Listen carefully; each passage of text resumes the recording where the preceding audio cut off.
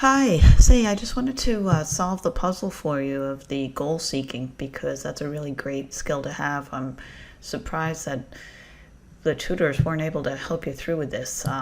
So let's just take a look. I just opened up the loan amortization schedule sheet here with the default data that it has inside, okay? So we want to go to data and what if analysis and goal seek. So let's set the interest here. Okay, the total interest paid. It's about 90 bucks. Let's try and cut that in half.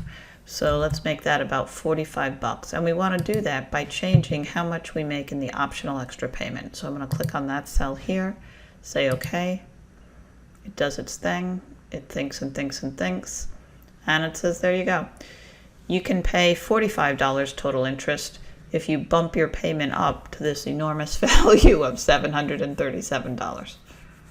So that was the way the tool was meant to be used. Quick, easy, simple, and get you to the place you want to go. Okay? Sorry it was such a hassle for you. Thanks for trying so hard.